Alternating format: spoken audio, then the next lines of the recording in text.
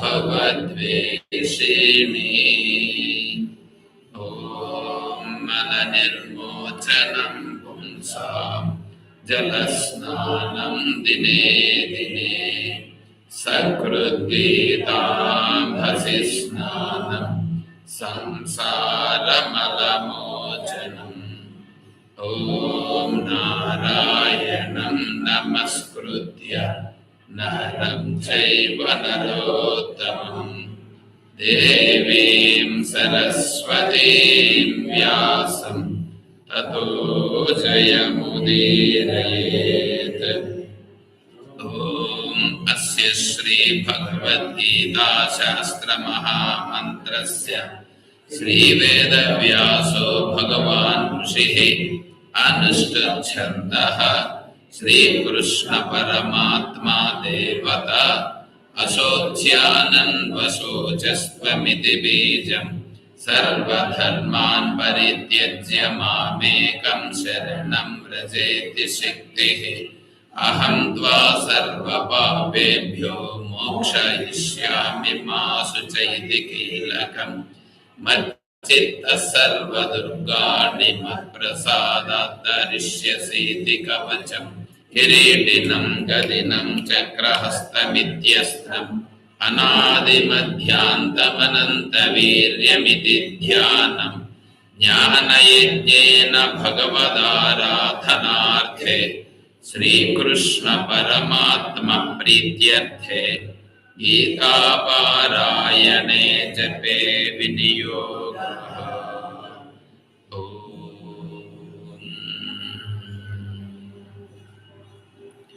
శ్రీమద్భగవద్గీత 2వ అధ్యాయం 26వ శ్లోకం.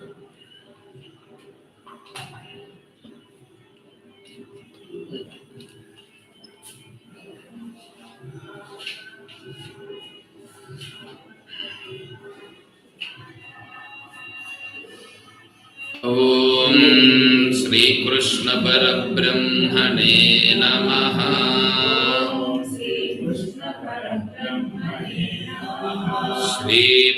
श्रीमद्भगवद्गीता अथ द्वितीयोऽध्यायः सांख्ययोगः. श्रीभगवानुवाच अथ चैनं नित्यजातम् नित्यं वा मन्यसे मृतम् तथापि त्वं महाबाहो नैनं शोचितुमर्हसि. అర్జునుడు ధర్మ సమ్మూఢ చేత నేను ఇప్పుడు ఏం చేయాలి అనే స్థితిలో పడిపోయినాడు. నేను ఏం చేయాలి? అర్జునుడు ఎవరు? నేనేం చేయాలి, నేనేం చేయాలి అనేది రావాలి. ఇప్పుడు అర్జునుడి పరిస్థితి అట్లా ఉంది. అందుకని ఇప్పుడు నేనేమో చేయాలని అనుకోండి, ఒకవేళ ఇప్పుడే మనమే మన స్థితిలో ఇప్పుడు నేనేం చేయాలి? ఏం చేయాలి? నా ధర్మం ఏంటి? నా ధర్మం అనేది తెలియాలిగా. ఆ ధర్మం ఏదో నాకు తెలిస్తే నేను దాన్ని ఆచరిస్తాను. ఇప్పుడు అర్జునుడేమో తనకు తెలిసిన ధర్మాలన్నీ చెప్పినాడు. 1వ అధ్యాయంలో చెప్పాడు. 2వ అధ్యాయంలో దాదాపు 8వ శ్లోకం వరకు చెప్పాడు. అదే ధర్మం అని అనుకుంటున్నాడు. అయితే అదే ధర్మం అయితే యతో ధర్మ తతో జయ. ఎక్కడ ధర్మాచరణ ఉంటుందో అక్కడ జయం ఉంటుంది. ధర్మాచరణ ఉన్న ప్రదేశంలో జయం ఉంటుంది. శోకమోహాలకు తావు ఉండదు. శోకము, మోహము, దుఃఖపడేది, బాధపడేది ఇవన్నీ ఉండవు. అవి ఉండిన అహం వృత్తికి ఉంటాయి. అహం వృత్తికి ఉండిన ఎవరికి ఉంటాయంటే సాధకునికి ఉంటాయి. సాధకునికి సుఖ దుఃఖాలు అనేటువంటివి తెలుస్తూ ఉంటాయి. నేను సాక్షి చైతన్యంగా ఉండాలి అని అతను ప్రయత్నం చేస్తుంటాడు. అందువలన సుఖ దుఃఖాలు అతనికి తెలుస్తుంటాయి. ఇదే ధర్మము అని తెలిసిన వాడికి సుఖ దుఃఖాలు ఏం చేయలేవు. అతనికి సుఖ దుఃఖాలే కాదు అది అసలు.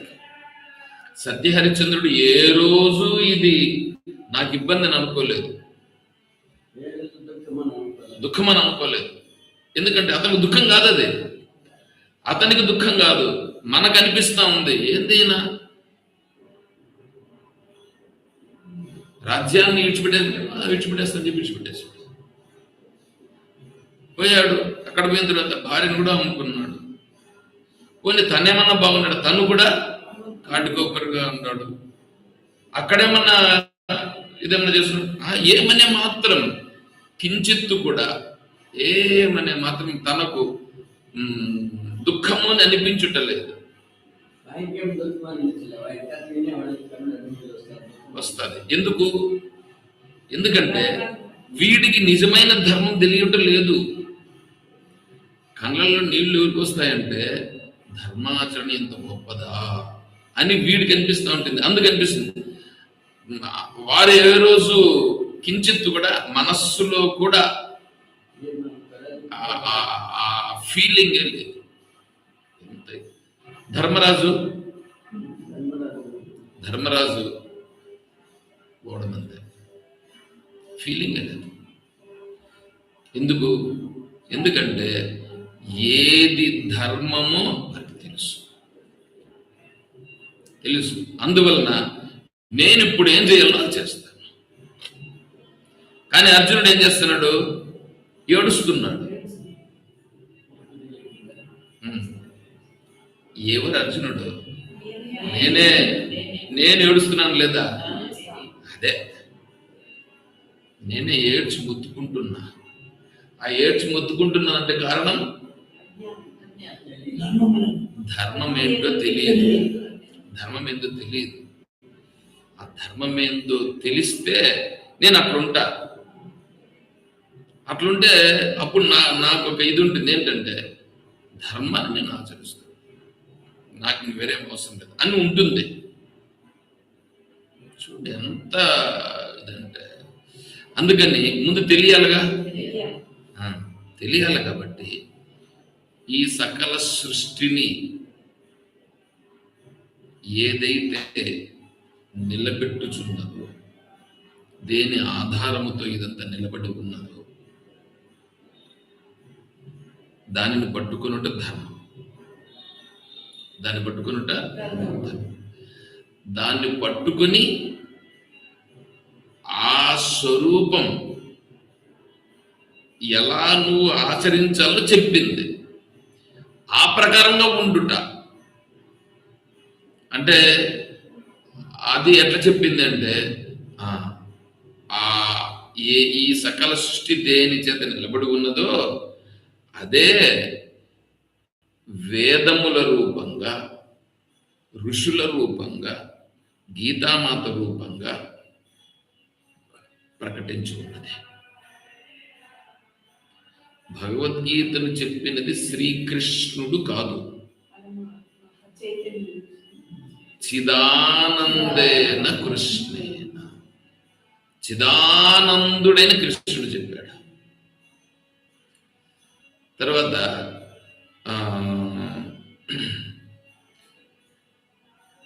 మయా ప్రసన్నేన తవార్జునేతం రూపం పరం దర్శితం ఆత్మయోగములో ఉండి నీకు నేను చూపించినాను అన్నాడు. నేనెవడు చూపించేదానికి? ఆత్మయోగంలో ఉంది అంటే నా అంతటి నేను చూపించేదాన్ని కూడా ఆత్మయోగంలో ఉన్న కృష్ణుడు. అందుకని ఇక్కడ కృష్ణ ఉవాచ కాదు, భగవాన్ ఉవాచ. కాబట్టి ఏది సత్యమో ఆ సత్యాన్ని శ్రీకృష్ణ పరమాత్మ రూపంగా, అందుకే చిదానందేన కృష్ణేన ప్రోక్త స్వముఖతోర్జున, ఆ ముఖము నుండి వెలువడినది, ఆ ముఖము నుండి వెలువడింది, ఆ ముఖం నుంచి వెలువడింది అన్నాడు గాని ఆయన చెప్పినాడు నన్నల. కాబట్టి ఆ ఉపాధిని ఆధారంగా చేసుకుని ఆ స్వరూపం, ఆ తత్వాన్ని ప్రకటిస్తుంది. ఆ తత్వం ఏమిటో మనకు ఉపనిషత్తులు, వేదమాత, గీతామాత, బ్రహ్మసూత్రాలు, ఋషీశ్వరులు, ఇప్పుడున్నటువంటి మహాత్ములు వీళ్ళందరూ కూడా ఆచరించి చూపిస్తున్నారు. కాబట్టి మనం ఏం చేయాలి? ఆ ధర్మం ఏమిటో తెలుసుకోవాలి. దాన్ని చెప్తున్నాడు, మొదట అదే చెప్తున్నాడు 30వ శ్లోకం వరకు. ఏది సత్యమో దాన్ని చెప్తున్నారు పరమాత్మ. అయ్యా, ఆత్మస్వరూపము శస్త్రాల చేత ఛేదింపబడదు, అగ్ని చేత దహింపబడదు, నీటి చేత తడపబడదు, వాయువు చేత ఆర్పబడదు, ఎండింపబడదు. ఎందుకు నువ్వు బాధపడతావు? అది ఛేదింపబడేది కాదు. ఈ దేహం అనేటువంటిది పోయినా అది మాత్రం పోయేది కాదు. ఆ దేహం కూడా యాటికి పోతుంది? ప్రకృతిలోనే ఉంటుంది, యాటికి పోయేది కాదు అది. కాబట్టి నువ్వు దానిని గురించి చింతించాల్సిన పని లేదు అని చెప్పి, సరే నువ్వు అనుకున్నట్లుగా ఒకవేళ అది చనిపోతుందని అనుకో, నువ్వు అనుకున్నట్లుగా అయినా కూడా నువ్వేం బాధపడవలసిన పని. ఎందుకంటే నిత్యము పుడుతూ ఉంది, నిత్యము చనిపోతూ ఉంది అని నువ్వు అనుకున్నా కూడా అప్పుడు కూడా అది పోయేది లేదుగా. అప్పుడు కూడా దానికి తథాపిత్వం మహాబాహో నైవం శోచ్యతు, అట్లా అనుకుంటే కూడా నైవం శోచ్యతు, అట్లా కూడా నువ్వు బాధపడాల్సిన పని. ఎందుకంటే ఉన్న సత్యాన్ని తెలుసుకునే స్థితిలో ఉంటే నువ్వు అట్లా బాధపడాల్సిన పని. నిజమైన సత్యాన్ని తెలుసుకుంటే, లేదు అది పుడతాంది చనిపోతుంది అనుకుంటే అప్పుడు కూడా బాధపడాల్సిన పని. ఎందుకంటే 27వ శ్లోకం, జాతస్య హి ధ్రువోర్మృత్యుః ధ్రువం జన్మమృతస్య చ తస్మాదపరిహార్యార్థే నత్వం శోచితుమర్హసి.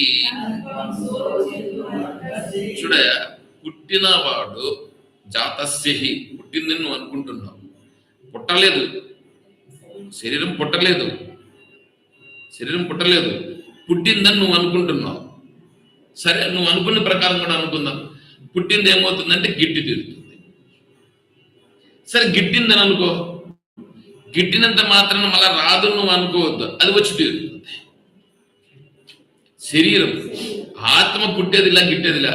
ఒకవేళ ఆత్మ కూడా పుట్టింది అనుకుంటే కూడా అట్లా కూడా అనుకో. ఆత్మ పుట్టుటానంటే ఎట్లంటే, శరీరం అద్దం ముందుకు నువ్వు వస్తే నీ ప్రతిబింబం కనిపించింది, అద్దం ముందుకు నువ్వు రాకపోతే ప్రతిబింబం కనిపించదు. అద్దములో నీ ప్రతిబింబము కనిపించలేదని నువ్వు లేవా? నువ్వు ఉన్నావు. అద్దములో ప్రతిబింబంతో పనిలే.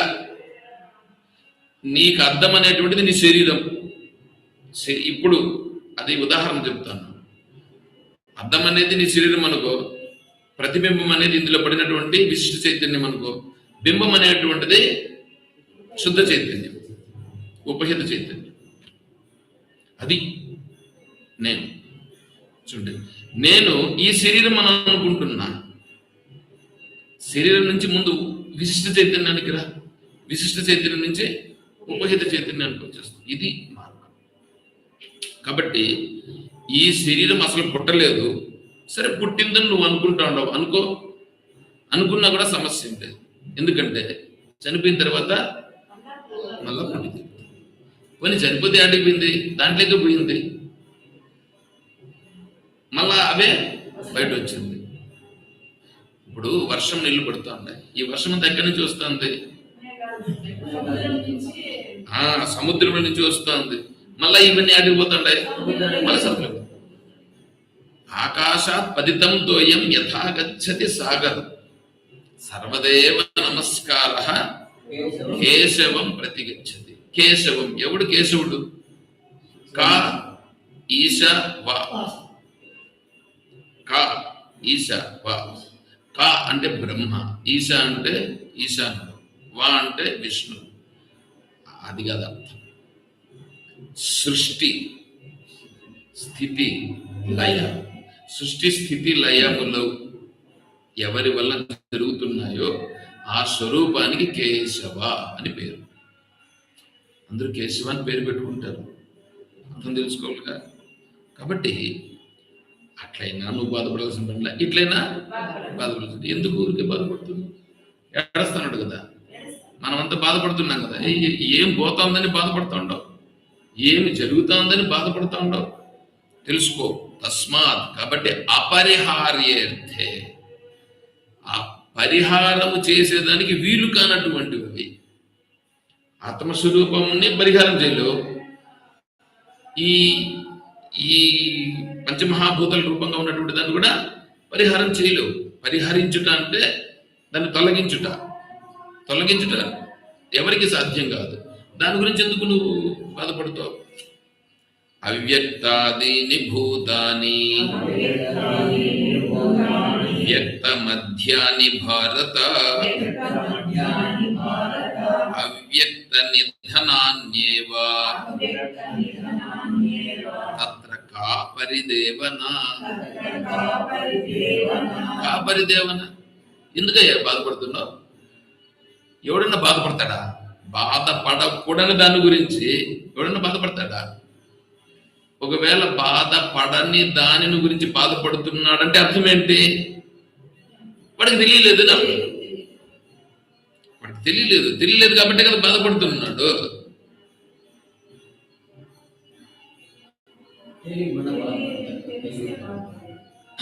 ఇప్పుడు ఆకాశంలో పైనుండే నక్షత్రం పేలిపోయిందంట. పేలిపోయింది, బర్స్ట్ అయింది. మన పరిస్థితి ఏంటి? మనం ఎట్లా ఏం చేద్దాం అక్క?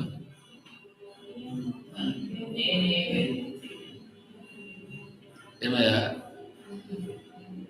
ఆకాశంలో నక్షత్రాలు ఎన్ని ఉన్నాయి? ఎవడికి ఏం తెలుసు?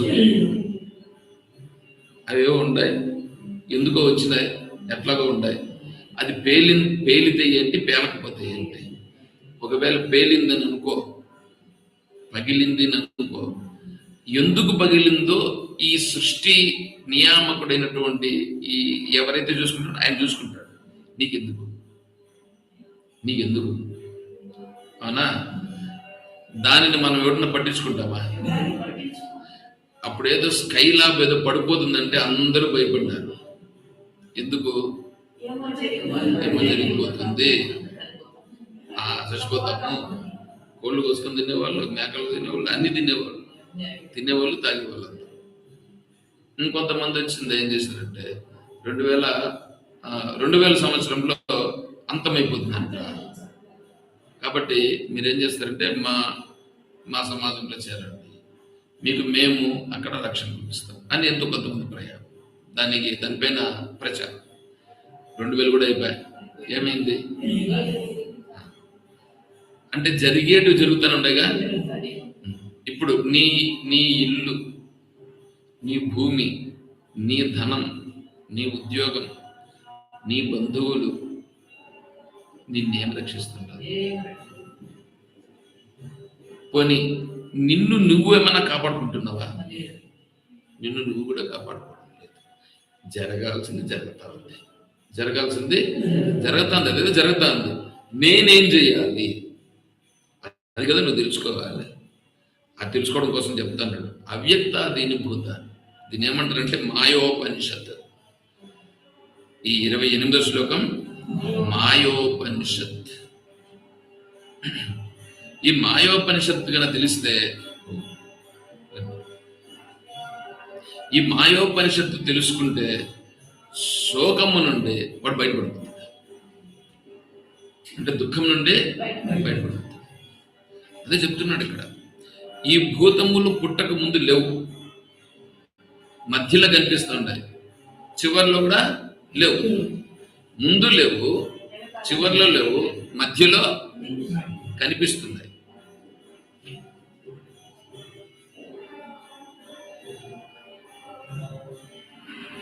ఆ వాకిలు బాగా గారు తోసేయండి. ఇప్పుడు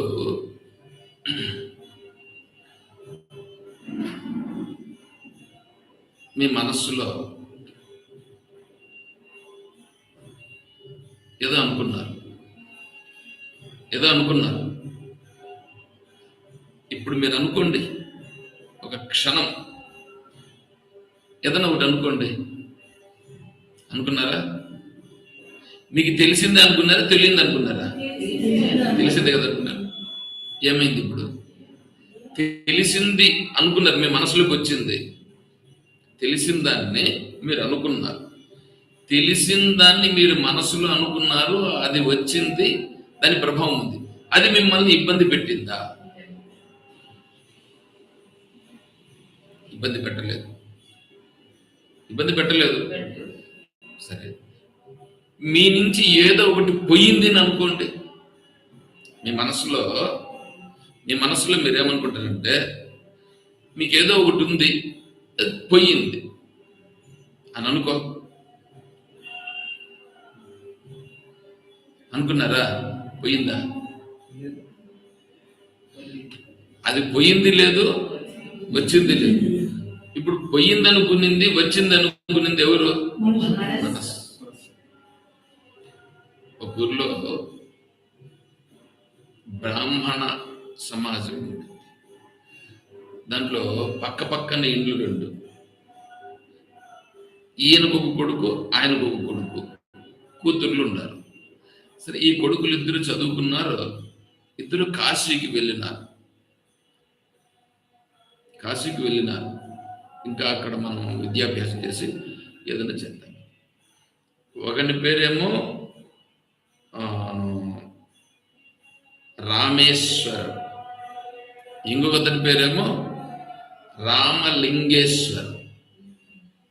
ఒకతని పేరు రామేశ్వర్, ఇంకొకతని పేరు రామలింగేశ్వర. ఆ కాలంలో వాళ్ళకు నడిచిపోవాలంటే, అందుకే కాశీకి పోయినోడు అడిగి పోయినోడు ఒకటే అని అనేవాళ్ళు.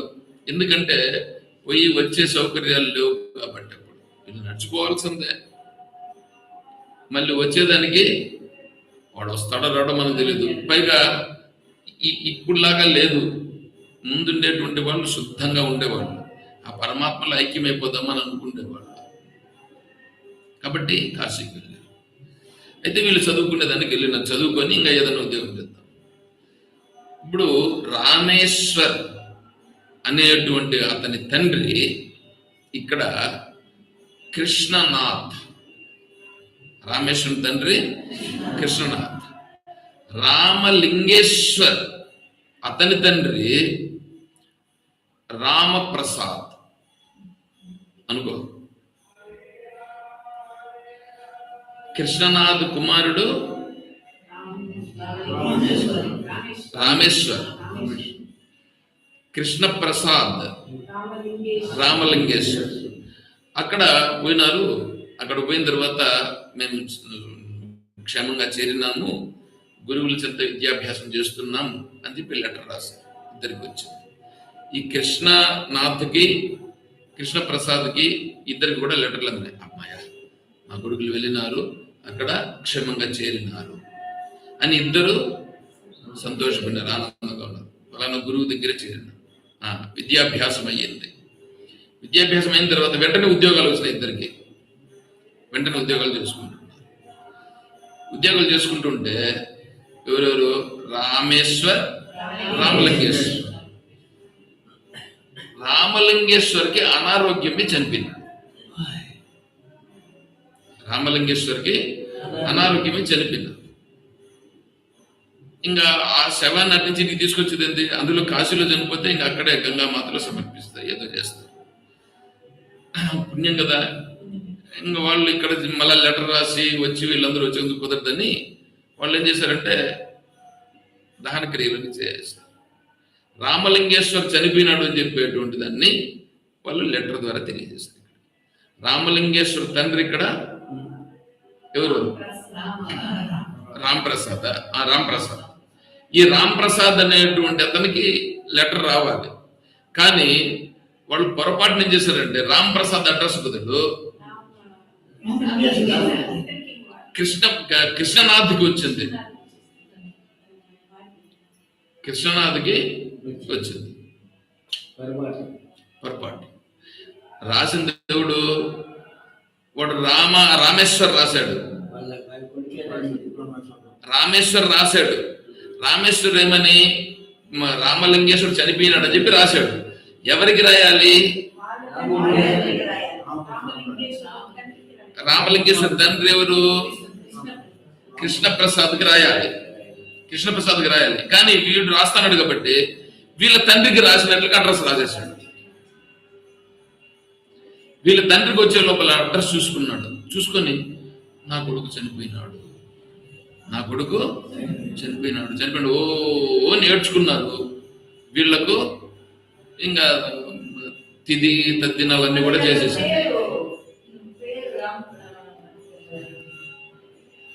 ఏం ప్రసాదో ఈ పే ఇప్పుడు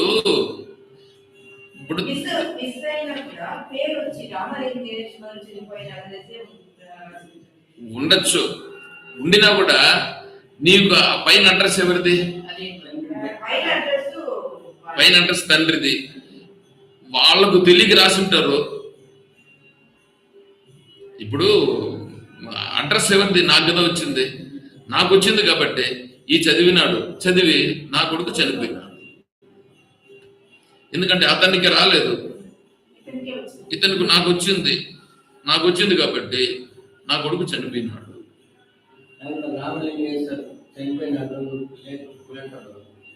నీ కొడుకు చనిపోయినాడు ఉంది.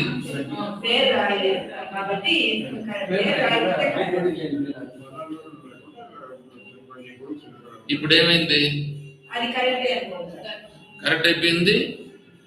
ఆ కొడుకుకు ఇంకా వాళ్ళు బ్రాహ్మణులు కాబట్టి తిథి అవన్నీ కూడా కార్యాలన్నీ కూడా చేసేసారు.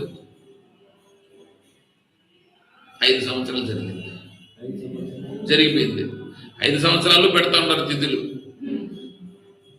ఇప్పుడు వాళ్ళు రాంప్రసాద్ వాళ్ళు బాగున్నాడు. మా కొడుకు బాగున్నాడు. పాపం మీ కొడుకు చనిపోయినాడయా, బాధపడద్దయ్యా అని చెప్తా ఉన్నారు. ఓదార్చడము. ఆ తిథి వచ్చినప్పుడంతా నా కొడుకు కూడా బాగానే ఉంటాడు, అక్కడ మీరేం బాధపడద్దు అంటే నా కొడుకుని మీ కొడుకేని అనుకోండి ఇట్లా చెప్తారు. ఒక 5 సంవత్సరాల తర్వాత సరే మనం కాశీకి పోదాము అని అనుకుని ఇద్దరు బయలుదేరినారు. తండ్రులు తల్లులు కూడా కలిసి బయలుదేరినారు. పోతే అక్కడ ఎవరున్నారు? చనిపోయినాడు అనుకున్నవాడు బ్రతికుంటాడు అనుకున్నవాడు చనిపోయినాడు. ఇప్పుడు వాళ్ళు అయ్యో కొడుకా పోయినావా అని వాళ్ళు బాధపడతారు. ఇప్పుడు వీళ్ళు అమ్మా నా కొడుకు బ్రతిగా ఉన్నాడా అని వీళ్ళు సంతోషపడతారు. ఇప్పుడు నేను అడిగేది ఏంటంటే, ఇప్పుడు వాళ్ళు సంతోషపడుతున్నారు, వీళ్ళు బాధపడుతున్నారు. ఓకే, బాగానే ఉంది. నేను వాళ్ళు సంతోషపడిన దానికి వీళ్ళు బాధపడిన దానికి ఇంతకాలం కారణం ఎవరు?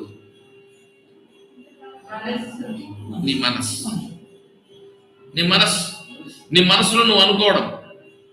ఆడ ఉండేది ఒకటి, నువ్వు అనుకుంటా ఉండేది ఒకటి. ఆడ ఉండేదాన్ని కరెక్ట్ గా తెలియలేదు.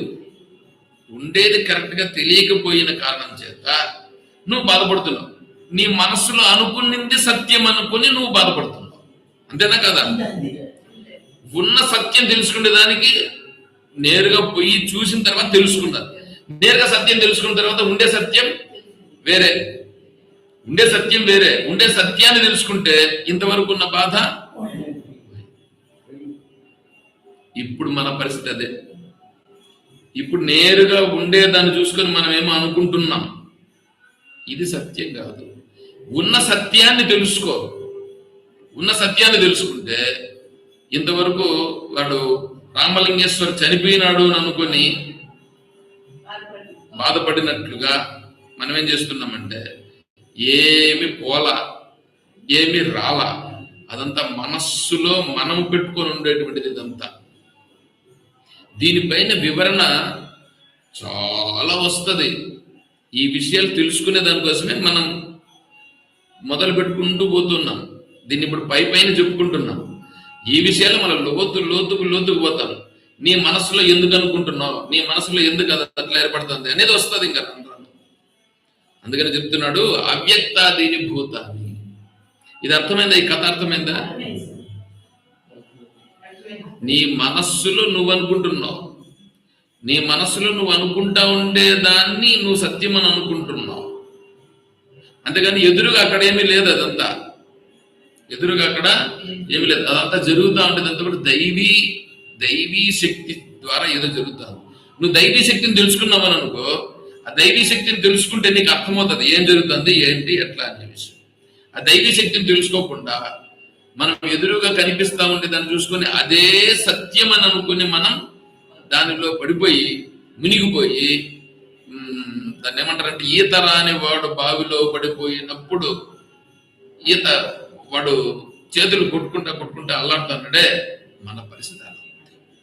అందుకే చెప్తున్నాడు ఈ భూతములు పుట్టుక ముందు లేవు, చనిపోయిన తర్వాత లేవు, మధ్యలో ఉన్నట్లుగా కనిపిస్తూ ఉంటాయి, ఉండినట్లుగా కనిపిస్తాడు కానీ నిజంగా సత్యంగా లేవు. కానీ నువ్వు అనుకుంటున్నావు, నీ మనస్సుతో నువ్వు అనుకుంటున్నావు కానీ నిజంగా లేదు. నీ మనసుతో నువ్వు అనుకొని నీ మనసులో నువ్వు బాధపడుతున్నావు. అజో నిత్య శాశ్వతోయం పురాణ అజహ నిత్య. ఆ అజహ నిత్య వచ్చిందంటే ఇది పోతుంది. ఇది ఆవరణ దోషంతో వచ్చినటువంటిది. ఇది ఆవరణ దోషం, విక్షేప దోషం పెట్టుకోవాలి, మైండ్లోకి వచ్చేసేయాలి. నేను చెప్తూ ఉన్నప్పుడు ఈ ఆవరణ దోషం ఏం చేసింది, నీ సత్యాన్ని తెలియనివ్వకుండా కప్పేసింది. విక్షేప దోషం ఏం చేసింది, నీ మనస్సును చంచలం చేస్తుంది. నీ మనస్సుకు ఉన్న సత్యాన్ని తెలుసుకొని ఇక్కడ చేసింది ఆవరణ దోషం. విక్షేప దోషం చాంచల్యాన్ని కలిగించేసి ఈ ఉండేటువంటిది సత్యమైనట్టుగా చేస్తావు. అందువల్ల నువ్వు బాధపడుతున్నావు. నీ దుఃఖానికి కారణం ఎవరు? భగవంతుడా, లేకపోతే ప్రపంచమా, లేకపోతే నీ కర్మనా అంటే నీ మనస్సు. నీ మనస్సులో అజ్ఞాన దోషము చేత ఆవరణ దోషం వచ్చి ఆవరించేసి విక్షేప దోషం వలన ఏమేమో జరిగిపోతా ఉందని నువ్వు అనుకుంటున్నావు. అదే ఆవరణ దోషం తొలగిపోతే ఉన్న సత్యం తెలిసిపోతుంది. ఉన్న సత్యం తెలిస్తే ఈ విక్షేప దోషం ఉండినా కూడా అది నిన్నేం చేయదు, నిన్నేమి ఇబ్బంది పెట్టదు.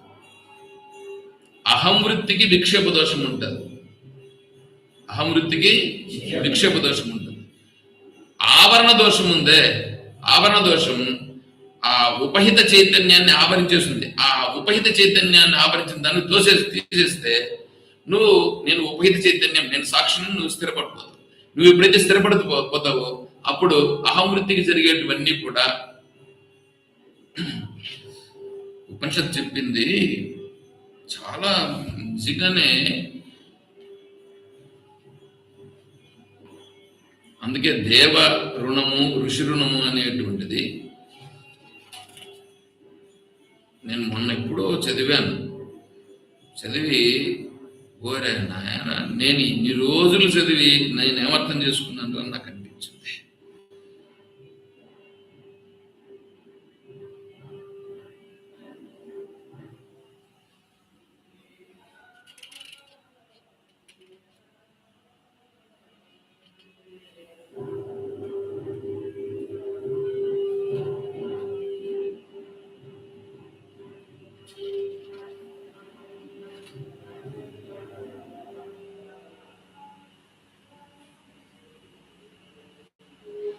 అది నేను మళ్ళీ చెప్తా, మళ్ళీ చూస్తాను అది. ఎందుకంటే ఇప్పుడు ఈ దీంట్లో కనుక వెతికితే కనిపించదు అది.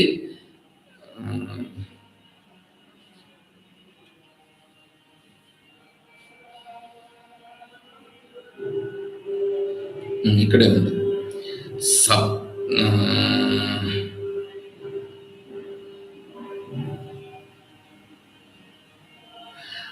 చెప్పండి, నేను చెప్తాను. అవిద్యా వృత్తి తాదాత్మ్యే విద్యయైవ వినశ్యతః విక్షేపస్య స్వరూపంతు ప్రారబ్ధ క్షయమీక్ష్యతే. అవిద్యా వృత్తి తాదాత్మ్యే. అవిద్యా వృత్తి వచ్చి అక్కడ వాసనల గురించి చెప్తూ నేను చెప్పాను ఏమని, జీవుడు ఈశ్వరుడు అని చెప్తూ దాంట్లో శుద్ధ విద్య మలిన విద్య. శుద్ధ సత్వం ఏమో ఈశ్వరుడు, మలిన సత్వం జీవుడు. మలిన సత్వం అంటే మలిన సత్వం అంటే సత్వగుణం అనేటువంటిది రజోగుణ తమో గుణము చేత పక్కపడిపోవడం. దాంట్లో తమో గుణం విజృంభించేస్తే అదే మలిన విద్య. అది మలిన విద్య అంటే సత్వగుణం పనిచేయట్లేదు. సత్వగుణం ఉంది కానీ అది ఏమి పనిచేయకుండా నోరు మూసుకొని గమన కూర్చుని ఉంటుంది. ధర్మరాజాలు కౌరవులందరూ ఏం చేస్తారు? ధర్మరాజాదులు గన భీముడు ఒక్కడు లేస్తే వీళ్ళందరూ ఏమవుతారు? వాళ్ళందరినీ కూడా చీల్చి చెండాడినాడు. అటువంటి ధర్మరాజాదులు ఏమీ చేతగాని వలె ఉన్నారా లేదా? అలాగా సత్వగుణం అనేటువంటిది అనుకుంటుంది. ఎందుకు అనుకుంటుంది? తమో గుణం రజోగుణం విజృంభించి ఉన్నాయి. వాడే జీవుడు. ఇప్పుడు అవిద్యా తాదాత్మ్యే విద్యయైవ వినశ్యత. విద్య చేత మాత్రమే అది నశిస్తుంది. విద్య చేత అంటే ఉన్న సత్యమును తెలుసుకున్నటయే విద్య. దాని చేత మాత్రమే పోతుంది, మిగతా దేని చేతను పోదది. అది పోయిందని అనుకో, ఇంకా విక్షేపం ఉంటుందిగా, విక్షేప దోషం ఉందిగా, అది ఆవరణ దోషంతో ఉంది. అది దాన్ని విద్య చేత అది పోతుంది. ఇప్పుడు విక్షేప దోషం పోవాలంటే అది ప్రారంభం ఉన్నంత వరకు ఉంటుంది. అది పోయిన తర్వాత అది విక్షేపం పోయింది. దాన్ని మనం తొలగించలేము. దానిని కూడా ఆచరణతో ఉండాలనేటువంటిది మన సద్గురు మలయాళ స్వామి వారు చెప్తారు. సరే చూడండి ఎట్లా ఉందో. ఆ ఉపనిషత్ మంత్రం చదివి నేను అటువంటి కొటేషన్ లేదని నేను కూడా ఏం చేశానంటే ఒక సూత్రం నేనే రాసి పెట్టుకున్నాను. ఆ సూత్రము ఉపనిషత్తు చెప్పలేదని ఒక 15 సంవత్సరాలకు ముందు నేనే ఒక సూత్రం రాసుకున్నా. ఆ సూత్రం ఏంటంటే అది కూడా చెప్తా, ఎందుకంటే నేను రాసుకున్న సూత్రం బాహ్య సోపాధిక భ్రమ బ్రహ్మజ్ఞాన సహిత ప్రారబ్ధ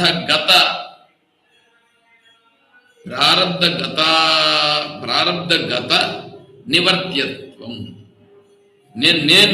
నేను సృష్టించుకున్న ఈ సూత్రాన్ని ఒకసారి చెప్పండి. దీన్ని కూడా బాహ్య సోపాధిక భ్రమ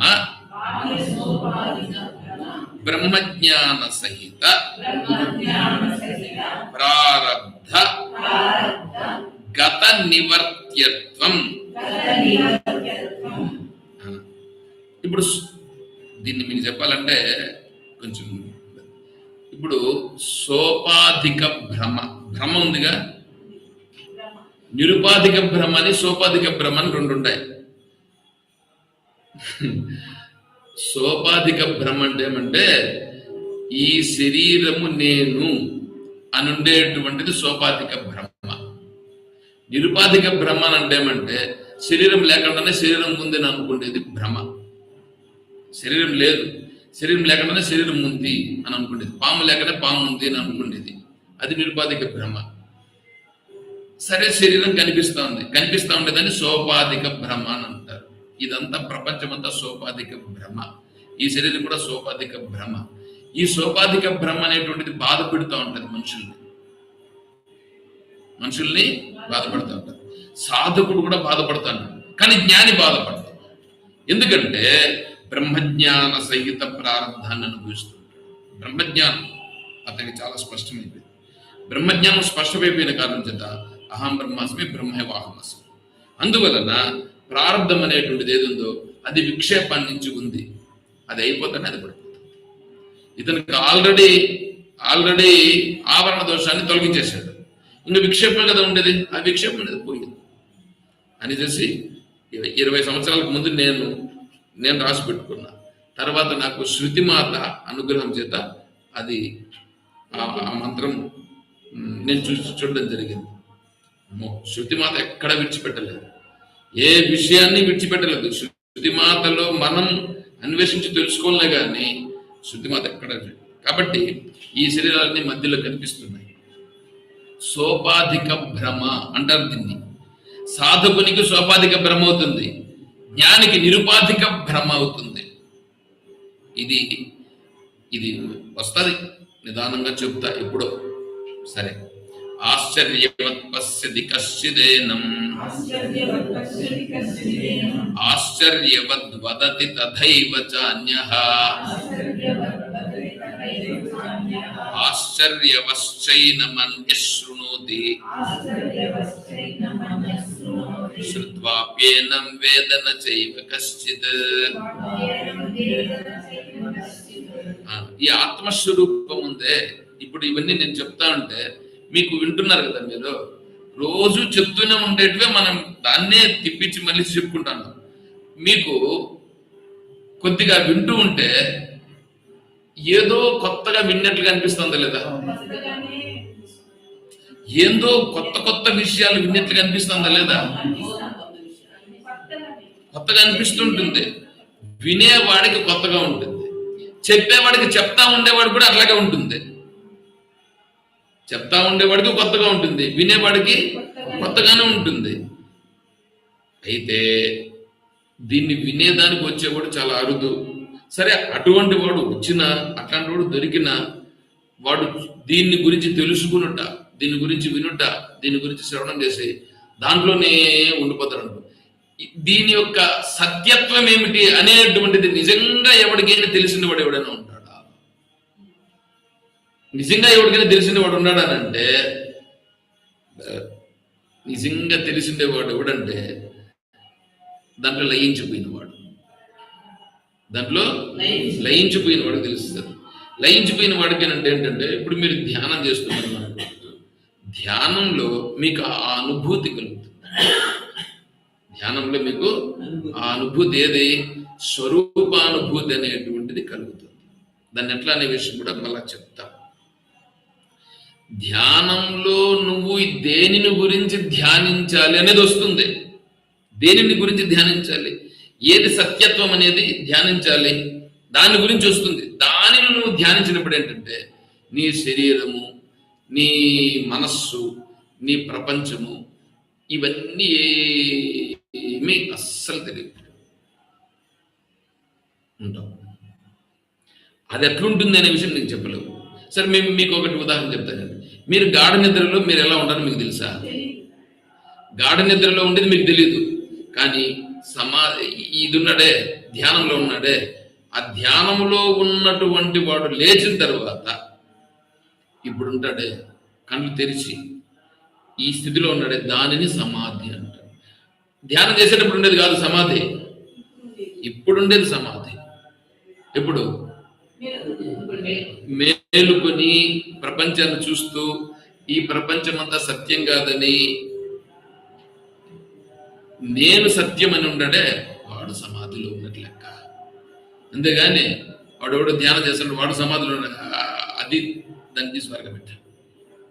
అర్థమవుతుందా? అందుకు ఆ స్థితిలో ఉండే వాడికి తెలుస్తుంది. అందుకని వాడు చెప్పలేడు. అందుకని శృత్వాప్యనం వేద నచైవ కశ్చిత్, ఎవడు చెప్పలేడు. దాన్ని తెలిసినవాడు, నిజంగా తెలిసినవాడు, వాడికి తెలుసు. తెలిసిన వాడు చెప్పలేడు. ఇప్పుడు స్వీట్ ఒకటి ఇచ్చిన నోట్లో పెట్టుకున్నారు, ఎట్లుందయ్యా?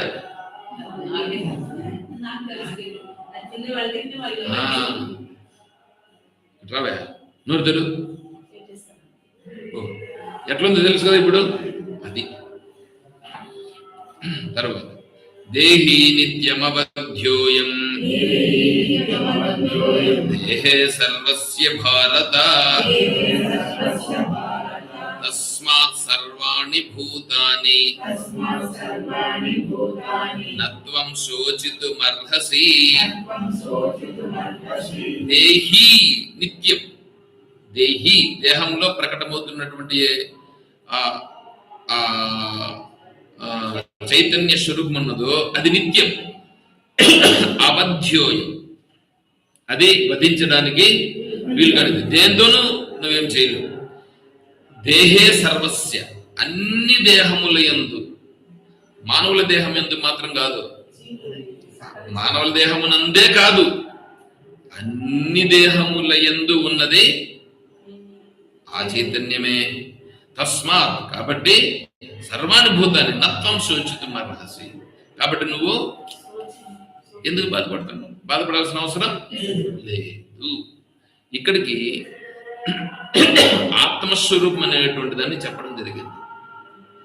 ఆత్మస్వరూపాన్ని 11వ శ్లోకం నుండి 30వ శ్లోకం వరకు ఈ ఆత్మస్వరూపం, ఈ 20 శ్లోకాలు ఉన్నాయే, ఈ 20 శ్లోకాలను ఆత్మోపనిషత్ అంటారు. ఆత్మోపనిషత్ 11వ శ్లోకం నుండి 30వ శ్లోకం వరకు 20 శ్లోకాలు ఆత్మోపనిషత్.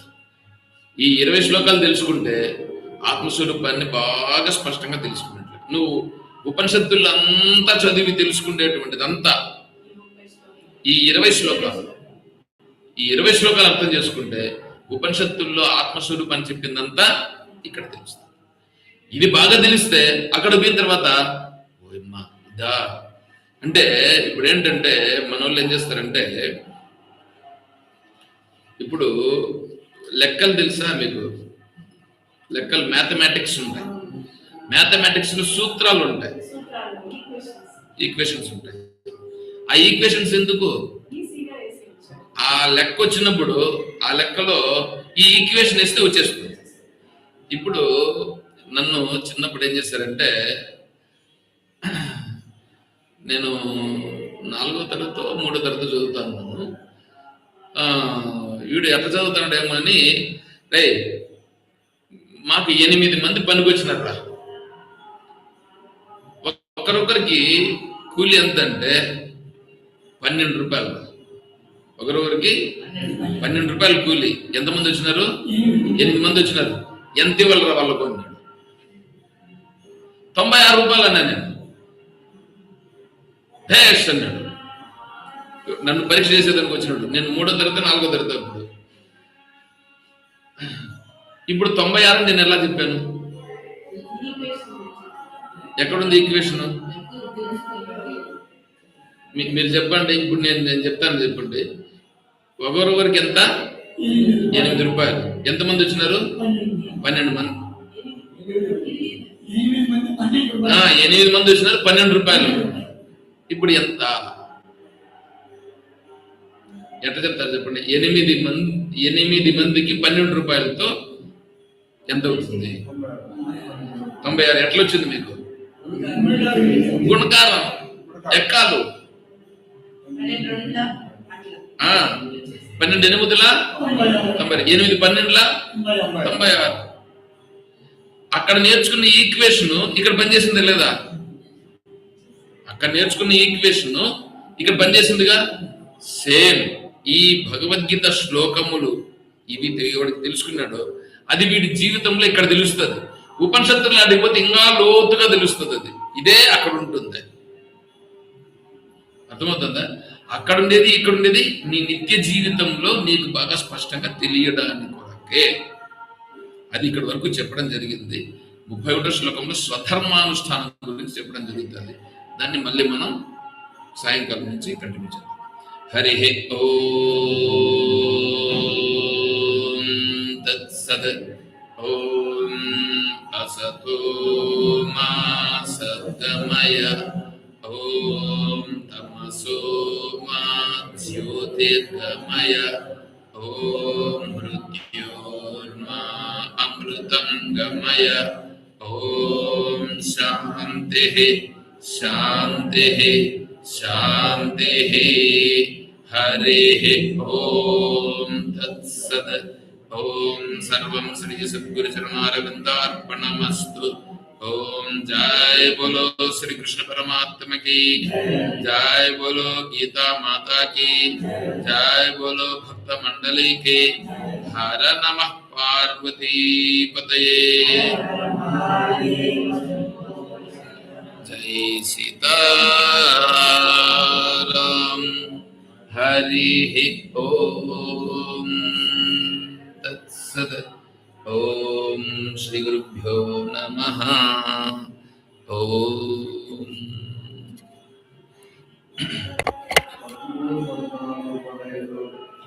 అధ్యాయంలో కూడా 3 విషయం ఉపనిషత్తులు